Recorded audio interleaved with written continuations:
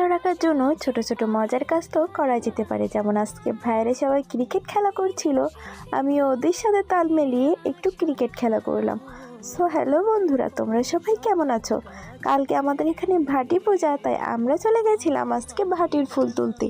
এখানে গিয়ে দেখি ভাইয়েরা ক্রিকেট খেলা করছে, তাই আমিও ওদের সাথে একটু ক্রিকেট খেলা করলাম। এখানে আরেকটা বোন এসে আমাকে মারছিল ফুল তুলতে যাওয়ার জন্য, তো আমরা বেরিয়ে পড়লাম আজকে ভাটি ফুল তোলার জন্য। এখানে গিয়ে দেখি বোনেরা ভাটি ফুল তুলতে শুরু করে দিয়েছে। এখানে অল্প ফুল ছিল বলে আমি আর ওদের মাঝে গিয়ে হাত বাড়াইনি। ওরা দুইজনে এমনিতেই গন্ডগোল করছে, ফুল নিয়ে কাড়াকাড়ি করছিল।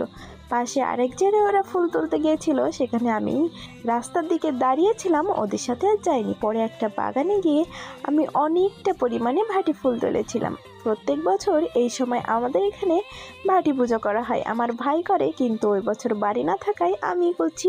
সব কিছু আমার ঠাম্মাই গুছিয়ে দেয়, কিন্তু ঠাকুমাও এই বছর আর বাড়িতে নেই। তো বন্ধুরা, তোমরা যদি এমন নতুন নতুন ভিডিও দেখতে চাও তবে অবশ্যই কিন্তু আমার ইউটিউব চ্যানেলটা সাবস্ক্রাইব করে দেবে।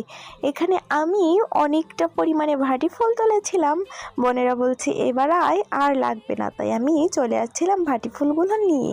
এখানে দেখো বন্ধুরা, আমি কতটা ভাটি ফুল তুলেছি, আমার তো দেখতে ভীষণ ভালো লাগছিল। আর এই ভাটি পুজো অনেক সকালে করতে হয়। এখানে ভাটি পুজো করতে গেলে আরও অনেক কিছু লাগে, যেমন এটা হলো শেলকাটা গাছ। আমরা শেলকাটা গাছও আনতে গেছিলাম। এখানে দেখি শেলকাটা গাছে ফুলও হয়েছে, যেটা আমার দেখতে তো ভীষণ ভালো লাগে। এই শেলকাটা গাছের গায়ে ভীষণ কাটা থাকে, তাই আমি তো তুলতেই পারছিলাম না। আরও অনেক কিছু লাগে, যেগুলো আমি তোমাদের পরে অন্য আরেকটা ভিডিও দেখাবো। এখানে আমরা আবার আচ্ছাটি গাছও নিয়েছিলাম, কারণ এখানে আচ্ছাটি গাছও লাগে। তো আচ্ছাটি গাছগুলো হাত দিয়ে তুলতেই পারছিলাম না, তাই বোন পাশের বাড়ি থেকে একটা কাঁচি নিয়ে এসেছিল। এখানে আমি একটু কালগোছু নিয়েছিলাম, কারণ এটাও আমাদের পুজোয় লাগবে।